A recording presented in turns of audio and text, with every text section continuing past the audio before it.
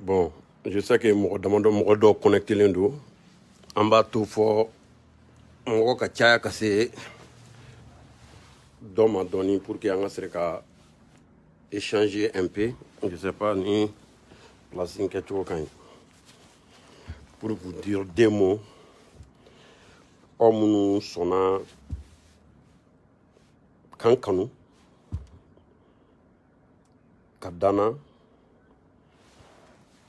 Parce que pour que aujourd'hui il y a plus de des milliers de pages sur Facebook. Mɔgɔ min nana abonné ka page la, ça montre que hali n'a tigi t'i fɛ, ça montre qu'il bɛ fɛn minnu kɛ a b'a fɛ ka bɔ a dɔw kalama. N bɛ tous mes abonnés. I kɛra diɲɛ jamana o jamana na, i kɛra farafinna fan o fan, i kɛra tubabula fan o fan, i kɛra diɲɛ dugukolo ka kɛ Ala ka dugukolo dɔ de don. N b'o tigi remercier. Hali bi n b'a ɲini Ala fɛ, Ala kana tigɛna don ni n kanubagaw cɛ. Ala kana tigɛna don ne ni adamaden si cɛ. N bɛ yafa ɲini aw fɛ fɛnɛ. J'avais dit à 13h30, n ma seli heure jate minɛ. Parce que 16h30 déjà o ye seli fana seli heure ye. Bon, n y'o retard fɛnɛ ta dɔɔni. A bɛ yafa ma. En même temps, ni Ala sɔnna ma, an bɛ baro kɛ bi. Baro in nafa fila b'a la. A nafa fɔlɔ ye jumɛn ye? Au moins a k'a dɔn k'a fɔ ko page min bɛ Wuraduzu tɔgɔ la Facebook kan, an bɛ bi minɛ o ye nin page in dɔrɔn de ye. O ye a nafa fɔlɔ ye. Filanan fɛnɛ, n kanubagaw fɛn caman bɛ yen u ma min faamu, u ne yɛrɛ bɛ fɛn dɔ kɛ k'a sɔrɔ n m'a kɛ ni ŋaniya min ye, mɔgɔ dɔw b'a faamuya n'o ŋaniya ye pour que an ka se k'o baro kɛ. Je suis pas là pour critiquer. N tɛ ka mɔgɔ jaabi, n tɛ ka mɔgɔ accuser. Comme bi ye dimanche ye, n bɛ voyage la, j'étais à Centrafrique. En même temps, peut-être le week-end prochain, j'ai d'autres voyages à faire. Bon, je sais que le week-end n'a tant de boulot. Moi, c'est une opportunité, c'est une occasion. On a se ka baro kɛ n yɛrɛ ka page kan. Minnu fɛnɛ bɛ ka fili ka page dɔ créer k'o ye Wuraduzu ka page ye, walima ka ɲini ka mɔgɔ dɔw tɔɲɔ ni n tɔgɔ ye pour que au moins a ka dɔn k'a fɔ nin de ye Wuraduzu ka page réel ye. Page tɔ ninnu minnu bɛ yen ko Wuraduzu ne ka page tɛ. Et ça me fait mal au cœur k'a fɔ dɔ bɛ ka dɔ tɔɲɔ ni ne tɔgɔ ye. Ka dɔ tɔɲɔ ni n tɔgɔ ye cogo di? Don caman mɔgɔ bɛ page dɔ ci ma. A Wuraduzu, on a attendu que nin ka page ye, ou on a vu que nin ka page ye, k'i bɛ ka mɔgɔ dɛmɛ, i bɛ ka wari di mɔgɔ mun ka baara ni fɛn kɛ. Ne bɛ mɔgɔ dɛmɛ. O ye n ka diinɛ de b'o ɲini fɛ. N bɛ diinɛ min na n'o tɔgɔ ye ko asilamɛya diinɛ. O de b'a ɲini fɛ. Ala ko n'a ye fɛn o fɛn d'i ma, jɔn i ni jɔnɲɔgɔn ka ja la. Mais o dɛmɛ in tɛ se ka page créer k'a fɔ mɔgɔ ye k'a ye na mɔgɔ dɛmɛ. Ne t'o kɛ. N ma page créer k'a fɔ mɔgɔ si ye k'a ye na mɔgɔ dɛmɛ. En général yɛrɛ dɛmɛ minnu bɛ kɛ Facebook kan, moi je me fais très rare à la. Ni ye ne da don dɔ y'a dɛmɛ ko la, peut-être fɔ ni mɔgɔ min yɛrɛ y'a ka vidéo la, walima dɛmɛ in na a fɔra n yɛrɛ taara n tɔgɔ ma la. Sinon k'a fɔ ko dɛmɛ dɔ filɛ Facebook kan nin ye ko ne participer a la, i t'a ye. A ka suma quoi. N'i kɔni ye ne kelen k'a fɛn o fɛn kɛ, comme adamaden bɛ se ka ɲinɛ, jɔn kɛra cogo cogo i bɛ se ka kɛ fili la. I b'a sɔrɔ a tigi ka publication na, a tigi ko Wuraduzu an bɛ ka dɛmɛ ɲini fɛ. Sinon n'o tɛ en général les publications sur les Facebook k'a fɔ problème bɛ karisa da la nin, ne ka suma ka ye o ko ninnu na parce que bɛɛ n'i ka sira de don. Ko ɲuman don minnu b'a kɛ, mais a bɛ se ka kɛ ne ka suma la quoi. Mɔgɔ min ka suma o yɛrɛ la, kuma t'o tigi ka taa page yɛrɛ créer Facebook kan uniquement k'a fɔ ko a ye na n k'aw dɛmɛ. je pense que minnu b'a k'u bɛ ka mɔgɔw tɔɲɔ tɔɲɔni a hakɛ tɛ bila ka lahara kɔnɔ n'i ye jɔn jɔn tɔɲɔ diɲɛ kɔnɔ ni fɛɛrɛ o fɛɛrɛ ye ala t'i faga fiyewu n'a ma bila ala ka dugukolo kan yanni ka se lahara bon o ye k'a fɔ n kanubagaw ye k'a fɔ minnu bɛ faux page ninnu créer vraiment ils n'ont qu'à arrêter. J'ai mes amis ivoiriens, j'ai mes amis dans d'autres pays qui n'est pas au Mali. Chaque fois, ils m'envoient des messages. Ouradouzouz, on a vu une page que tu aides des gens, ceci, cela. Ça, c'est pas mes pages. C'est ça, le seul page de Ouradouzouz sur Facebook. J'ai pas d'autres pages si c'est pas ces pages-là. J'ai des admirateurs et j'ai des amis qui sont de la nation 12-12, qui sont leur propre page. Exemple, Nema Djidje, il a sa page personnelle, Soro Talibi, P12-12, tout le monde a sa page à leur nom. Mais pas au nom Oura 12-12. N'est pas la page Urete, ni une page Clinton. Et j'ai jamais publié dans ma vie dire que voilà, il faut venir, que je suis là à vous aider. C'est même pas l'appel de publier ça. Un être humain, tant que tu es sur cette terre, tout ce que moi j'ai, je ne suis pas le plus intelligent, je ne suis pas le plus fort, c'est Dieu qui m'a donné. Tout ce que Dieu m'a donné, et j'ai l'obligation de partager entre moi et mes frères, entre moi et tout le monde entier. C'est ce que Dieu même demande. Et en tant qu'un bon musulman, en tant qu'un croyant, Allah est fonfendi ma dugukolo sanfɛ. Allah k'i ma k'a y'a di ma di ni asilamɛw ka jɛ la. I ni mɔgɔw ka jɛ la. N'i ma kɛ ten lahara, Allah de bɛ t'i ɲininka. I y'a dɔrɔmɛ kelen don fɛn o fɛn na, Allah bɛ t'i ɲininka a la. O de la, fɛn o fɛn tɔgɔ ye Allah kota sira, je m'épargne, ne bɛ n yɛrɛ janya o la. Kuma tɛ fo ka kɛ sababu ye ka adamaden dɔ tɔɲɔ, k'a la nata, k'a fɔ a ye page créelen filɛ n'a ye nangaw dɛmɛ. Ça, c'est pas moi.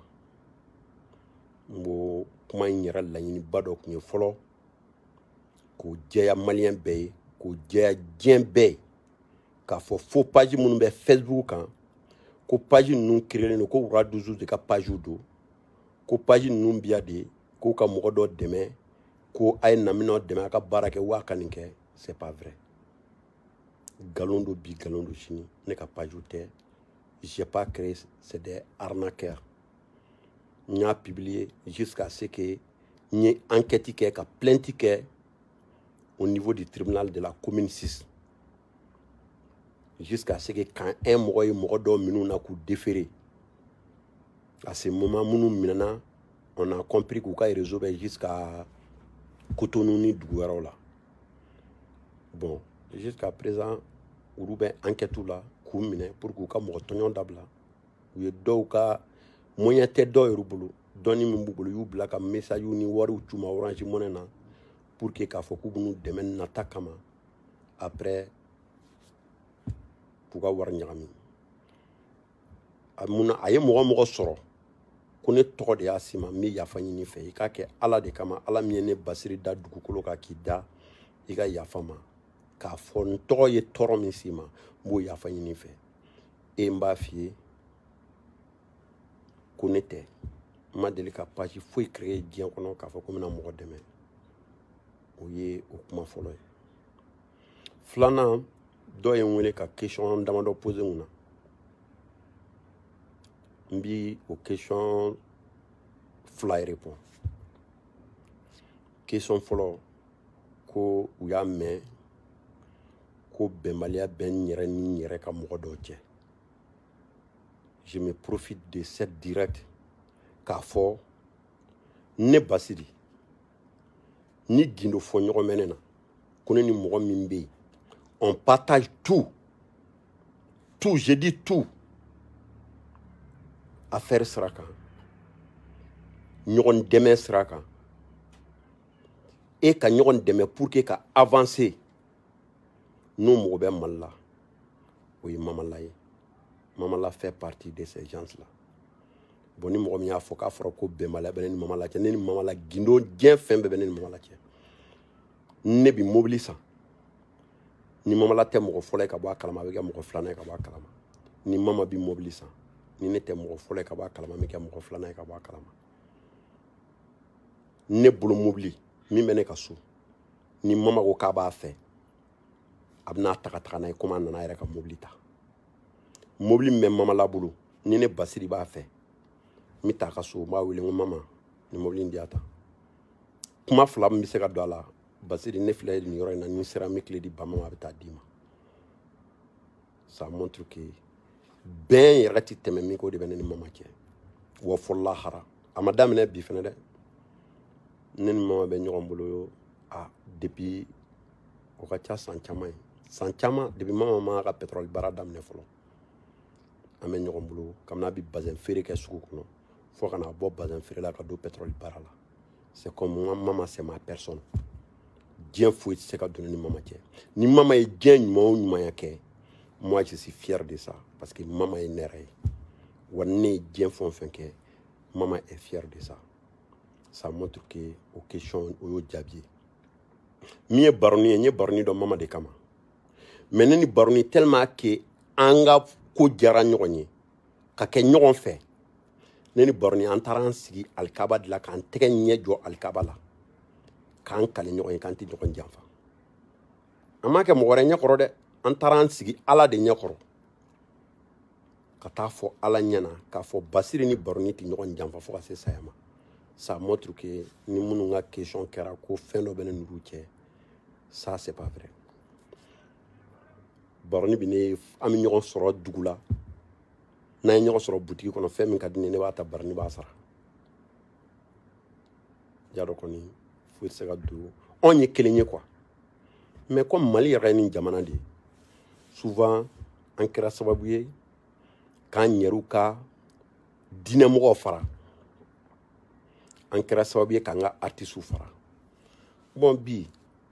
nous on n'est pas les plus riches du Mali hein. Il faut qu'on sache ça peut-être Ala ye an dɔn ka tɔgɔ di an ma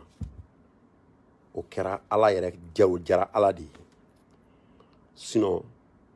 on n'est pas les plus riches du Mali on tɛ Mali bɛɛ la waritigi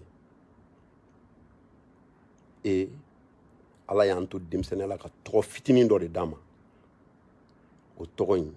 an bɛ Ala deli Ala k'an faga ni tɔgɔ in ye Ala ye hɛrɛ min di an ma Ala ka dɔ fara o kan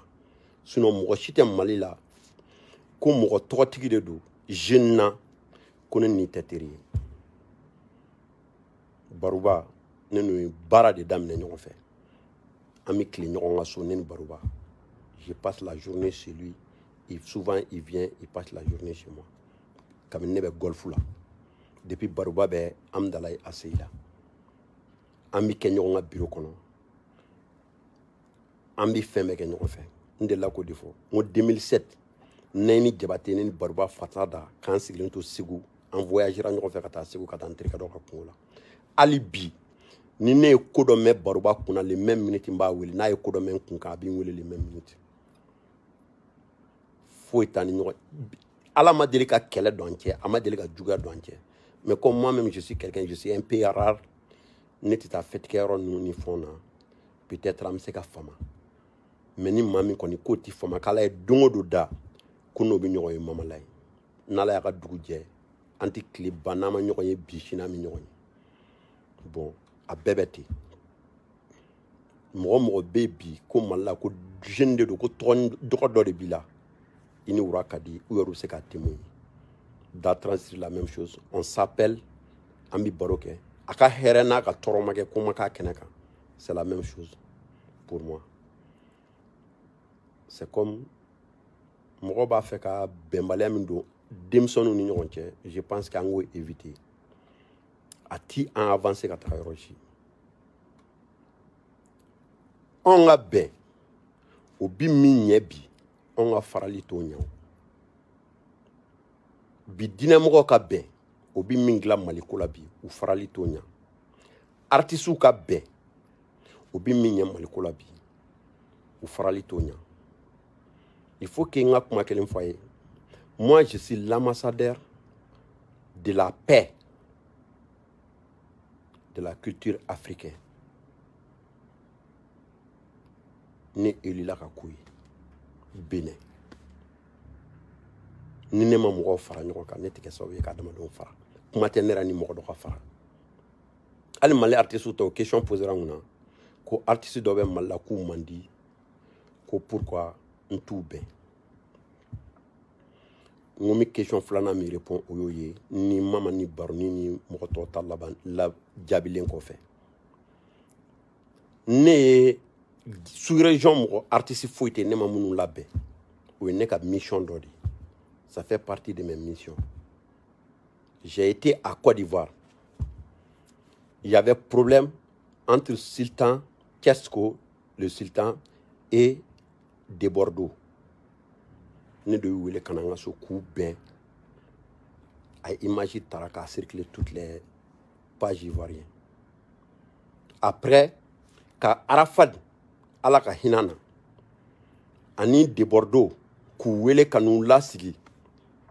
ka kuma Arafat fait, ka kuma de Bordeaux fait. Vous flabe ka promesse dia. Ko aya soro de Bordeaux be ka morceau laban do clip préparé. No temena ura ya fo cogo na kete. Arafat fene ka fonye paix à son âme ko ura ko nyenga moto aka chanson de be moto apme ko au finke au promo ke les différentes communes d'Abidjan nambano na ura inshallah yeminke ambake ala yake yani Arafat ka ban ola Arafat fatura mais ko fenen de Bordeaux kuma mu fo beneni aleni ala kiela o ye Côte d'Ivoire artiste. Guinée artiste là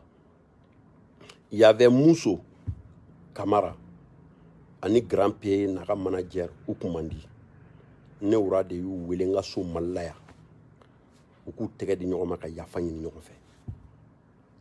tant d'artistes pour que ngana do abela mais pour que ngana par kuma ko fe jamono ka mi kuma maltaka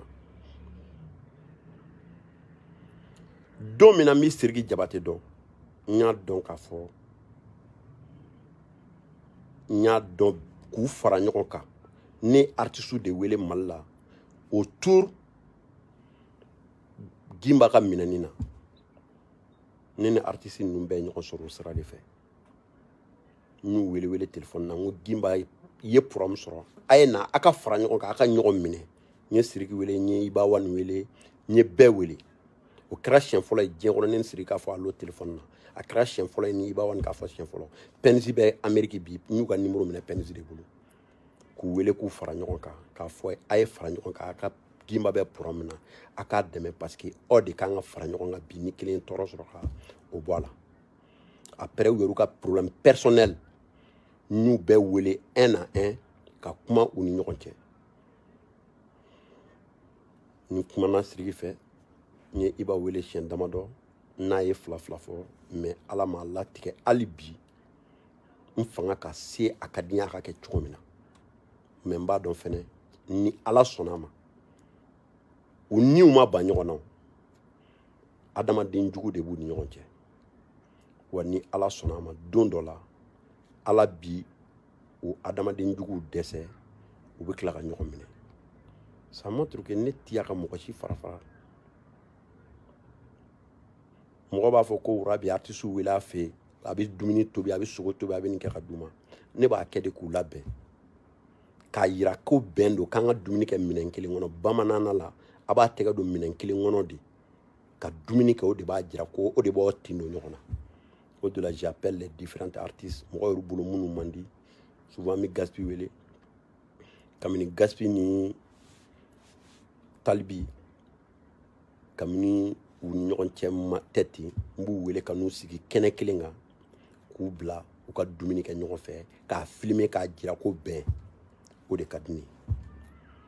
Gaspi ni lefu ka programme min filɛ ni Gaspi filɛ programme na la bi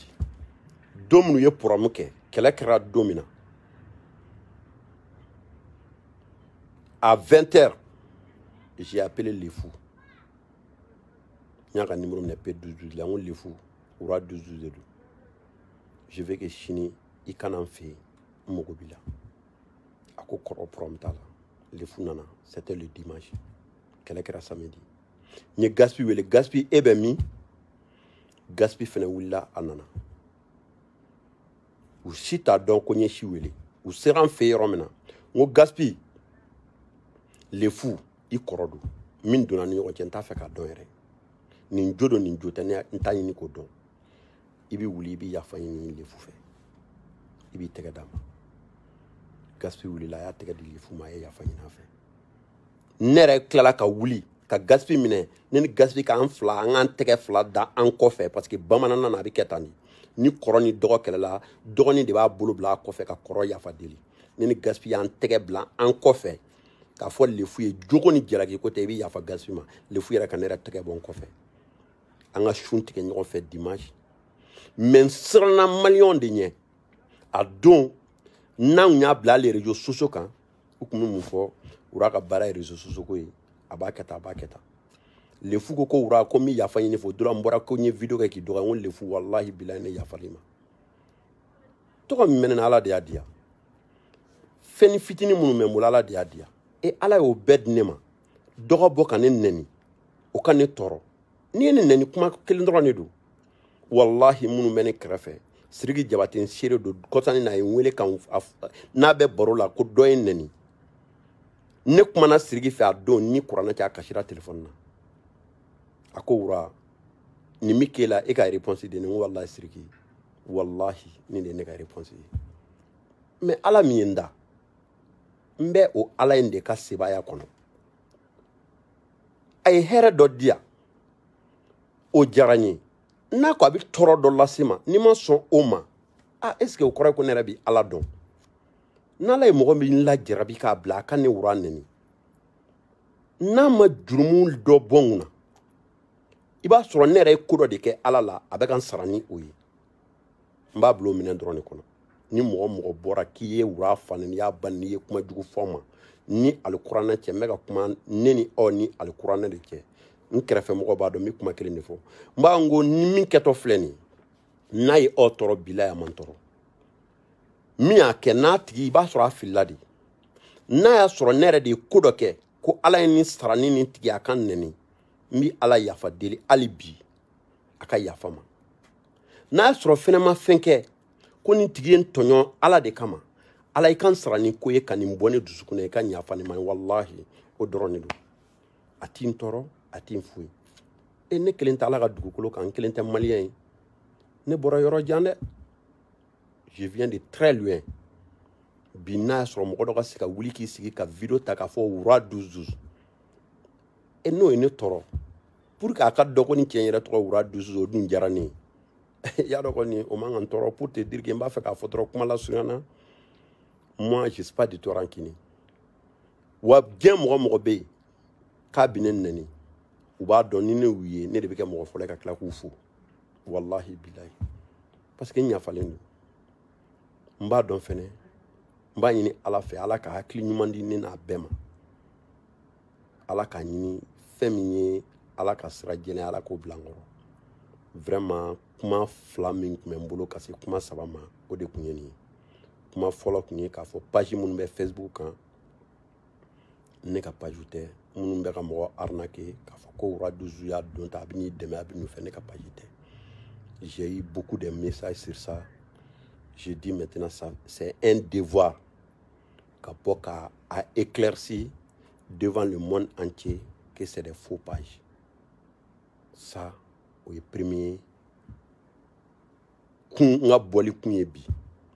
bɔli kun filanan o ye ka bɛn minnu dutelen don ne ni mama ni baroni cɛ k'a yira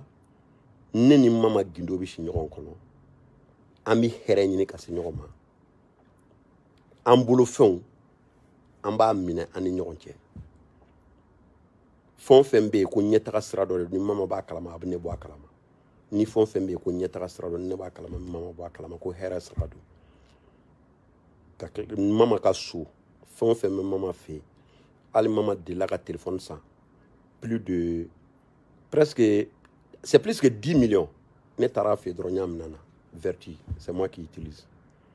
a ka mobile bɛɛ ten ne ka mobile bɛɛ ten ni ne ye mobile san ni mama y'a ye n'aw ka b'a fɛ n b'a n ko problème t'a la tata ou n b'a bila ka taga d'a ma ni mama ye fɛn dɔ ye n'a ka di ne ye n'a b'ale de fɛ n b'a mama hey wallahi i bɛ nin di yan a bɛ min a b'a fɔ ne kɔni bɛ nin yɔrɔ la ni n tilala n ka sufɛrikɛ bɛ ban a bɛna d'i ma bari ni ta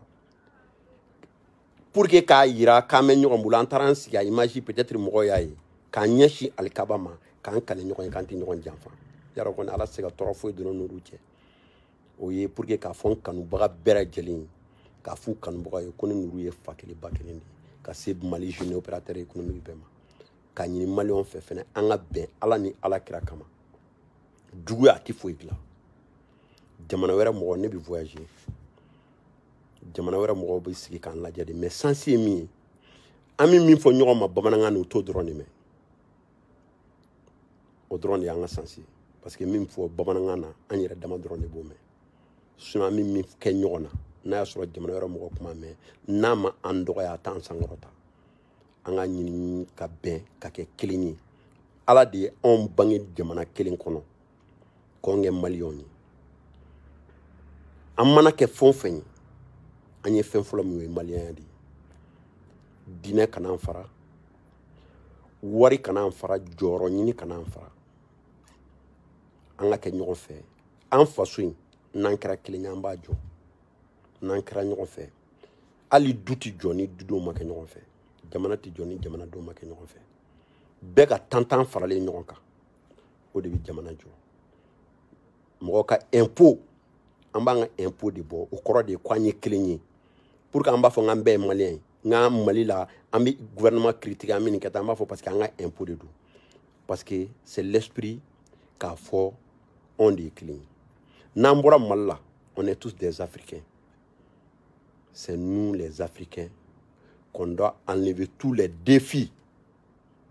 aujourd'hui pour avoir notre indépendance,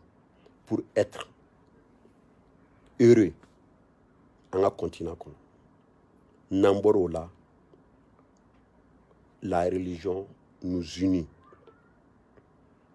Namborola, Ambey, Amfadama, Ani Ambahawa Dondi. Ambey alaka danfendi, ou kamanga kenyofe. Anganga donfene femi mbana anyeru tatenu ya ni. Anni bi domina, anta kalama. A bo donfene anti nininga. Angana son, anni kamina na kan faralintu. Mɔgɔ sado kana k'i tanu doni maliyɛnw an k'o yɔrɔnin bila an kunna su t'a tanukan mɛn n b'i fɛ i salen kɔ i ye nin kɛ i salen kɔ i kun ye nin de i salen kɔ su t'a tanukan mɛn dɛ an ka ɲɔgɔn tanu ɲɔgɔn ɲɛna an ka kɛ ɲɔgɔn fɛ ala ni ala kira kama an kana fara fɛn min b'an fara ɲɔgɔn kan o de ka bon ka tɛmɛ fɛn min b'an fara ni fɛn min donna an cɛ ala ka ɲininkali bila a la n b'i yafa ɲini aw fɛ ala ni ala kira kama jɔn n'i bi kuma i bi fili ni n filila u ye kuma min fɔ k'ala ye mɔgɔ dɔ vexé hali fitinin n b'a ɲini ala fɛ o tigi ka yafa ma larisu dabaga masa kama n b'a ɲini ala fɛ o tigi ka yafa ma kira muhamadu musafa kama n b'a ɲini ala fɛ o tigi ka yafa ma kira 313 bɛɛ bonya n'u barika kama ni nabi ɲuman ba 24 kama o tigi ka yafa ma kuma kuruɲɛ 2 de don ka fɛn dɔ éclairci pour que mɔgɔ bɛ fili fitinin min na a kana kɛ filiba ye o de kun don assalamu alaikum votre ami votre frère le roi de Zouz du Mali on est ensemble assalamu alaikum